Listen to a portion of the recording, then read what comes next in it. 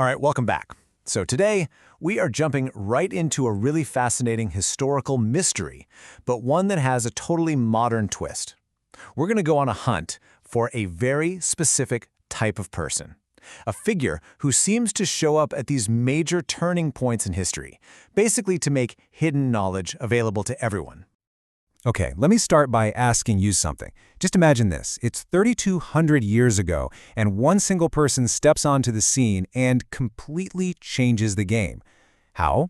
By taking secret, hidden knowledge and just making it available to all. Any guesses who that might have been?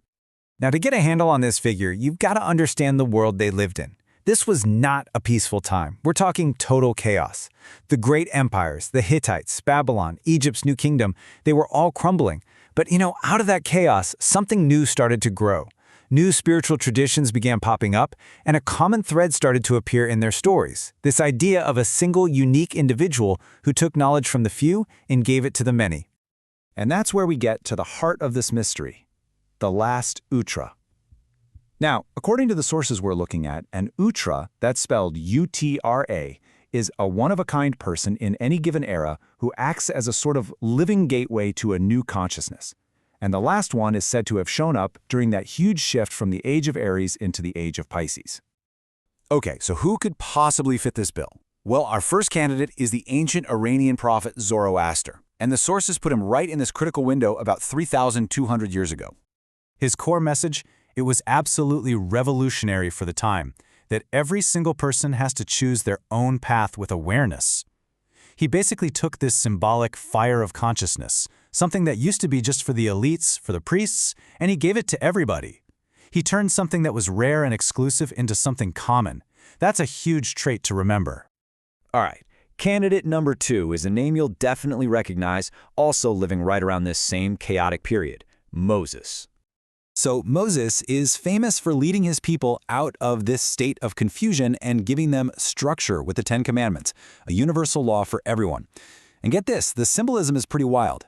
The ram, right, the lamb, that's a huge symbol for the end of the astrological age of Aries, another one of these massive times of transition. And then there's our third candidate, a name that's kind of shrouded in mystery, Hermes Trismegistus. It's a name that just echoes through the entire history of Western esoteric thought. Okay, this is where things get super interesting, because Hermes, just like the others, made secret knowledge public. But the source material we're looking at suggests we might have had his identity wrong this whole time. Hermes was probably just the Greek version of the name Hormos, an Iranian magus, and Trismegistus, which means thrice great, might not have been about him being so great, but about his mastery of the 3 core sciences of the Magi: theology, natural science, and human science. So you see the pattern here, right? These historical heavyweights all fit a certain mold. But so what? What does that have to do with us, right now? What would an Ootra even look like today, in our own era, the age of Aquarius? Well, the sources suggest the whole concept hasn't just stayed relevant, it's been completely redefined. Well, for our time, the age of Aquarius, the definition gets super specific. A modern Utra is described as someone who has achieved permanent, absolute mental silence. So they're not just a teacher with ideas, they are a living gateway into the consciousness of our new age. So what does a person like this actually do? What's on the checklist?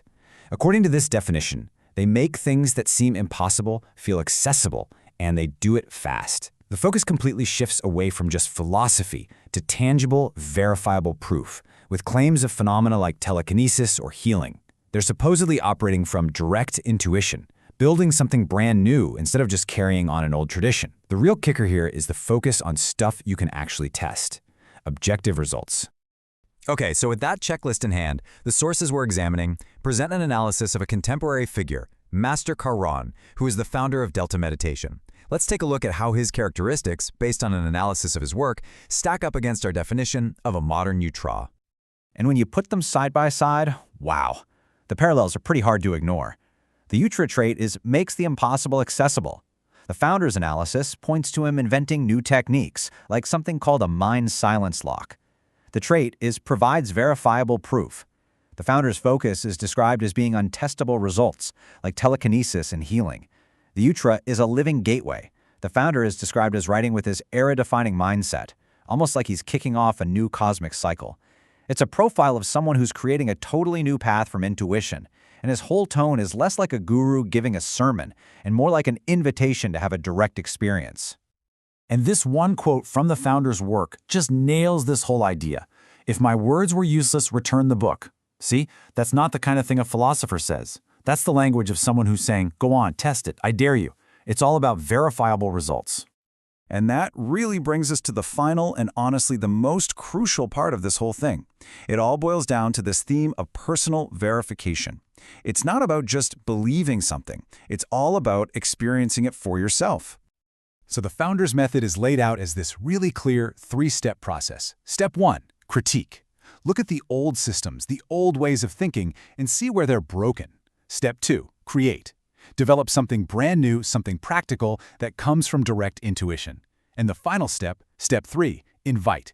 Open the gate and let everyone come and test the results for themselves. It's a model of innovation, not imitation. Which, of course, leads us to the big question, the one that really matters. The whole premise here is based on these claims of tangible, verifiable results, not just cool ideas. So if all this stuff, the mental silence, the healing, these other phenomena, if it's real, how in the world are you supposed to test it? Well, according to the material we've looked at, that invitation to verify everything for yourself points to one specific place, the Delta Meditation Channel. It seems the ultimate proof isn't found in analysis, but in direct, personal experience. So the real question isn't just who is the Ultra, but what does it mean when knowledge doesn't ask you to believe it, but to test it? And what you do with that? Well, that's entirely up to you.